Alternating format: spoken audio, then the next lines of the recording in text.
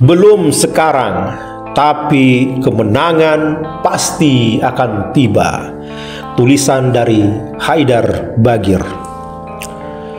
Apakah kamu mengira bahwa kamu akan masuk surga, padahal belum datang kepadamu cobaan seperti yang dialami orang-orang terdahulu sebelum kamu? Mereka ditimpa kemelaratan, penderitaan, dan diguncang dengan berbagai cobaan sehingga Rasul dan orang-orang yang beriman bersamanya berkata, "Kapankah datang pertolongan Allah? Ingatlah, sesungguhnya pertolongan Allah itu dekat." Surah Al-Baqarah 214. Ayat inilah yang terlintas di benak saya ketika melihat penderitaan orang-orang Palestina, setidaknya yang berada di Gaza. Mereka mengalami genosida dan penghancuran tempat tinggal tiada habis-habisnya. Sebelum perang, mereka tak mendapatkan suplai air bersih yang cukup, apalagi listrik dan kebutuhan-kebutuhan dasar lainnya. Sekarang mereka mengalami penghancuran yang terang-terangan melanggar semua hukum internasional. Dan kecuali beberapa negara atau sekelompok manusia luar biasa saja, semua itu terjadi secara terang-terangan tanpa dunia bisa mau benar-benar berbuat untuk mencegahnya. Bukan itu saja, semuanya berlangsung satu menyusul yang lain seolah tiada habisnya. Sebagian bertanya, di mana Tuhan? Kenapa Dia membiarkan semuanya ini terjadi sebegitunya lama? Ayat yang saya kutip di atas, jika kita percaya, seperti ingin menjawab pertanyaan itu. Kenyataannya tak sedikit perlawanan orang tertindas dalam sejarah dunia, termasuk sejarah dunia modern, menunjukkan hal itu. Perjuangan melawan apartheid di Afrika Selatan memakan waktu tak kurang dari setengah abad.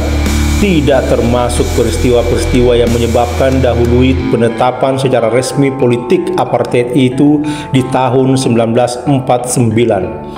Nelson Mandela saja berjuang menghampir selama 30 tahun yang sebagian besarnya ia habiskan di penjara sebelum akhirnya rezim apartheid berhasil diruntuhkan.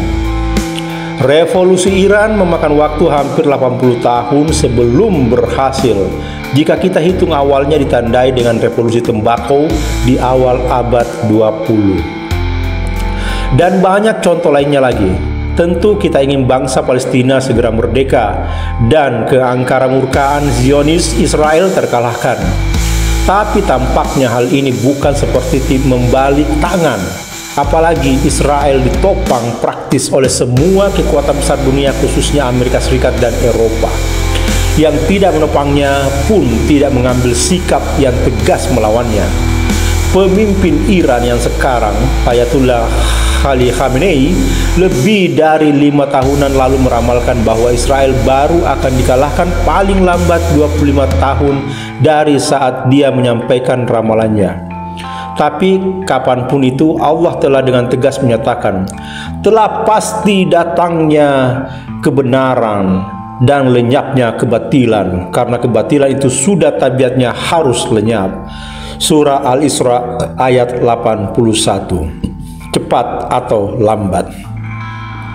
Ini kiranya yang membuat orang-orang seperti kaum Houthi di Yaman pada khususnya seperti tidak pernah putus asa, terus melawan kekuatan mustakbirin atau kaum penindas congkak Israel dan para pendukunnya, betapapun mereka hidup dalam sebuah bangsa yang miskin, dalam segenap keterbatasan dalam semua hal. Dan jangan lupa, sebelumnya secara bertahun-tahun mereka diagresi oleh sesama bangsa Arab tetangga mereka. Mereka tahu perjuangan akan memakan waktu lama dan bahkan mereka harus mengorbankan segalanya. Tapi selain orang-orang ini yakin pada Allah dan pertanggungjawaban di hari akhir, mereka yakin bahwa akhirnya perjuangan mereka akan meraih kemenangan. Lalu bagaimana dengan kita? Mungkin kita tidak berada dalam posisi seperti orang-orang istimewa itu, tapi setidaknya kita tak boleh putus asa. Kita lakukan apa saja yang kita bisa tanpa kenal lelah semampu kita. Kita harus terus menyalakan api dukungan dengan cara apa saja, sedikit atau banyak, cepat atau lambat, dukungan kita pasti akan ada pengaruhnya. Dalam suatu gulungan dukungan dari bangsa-bangsa dan kelompok manusia lain di seluruh dunia, tak terkecuali dari orang-orang tercerahkan di kalangan bangsa Yahudi dan Israel sendiri.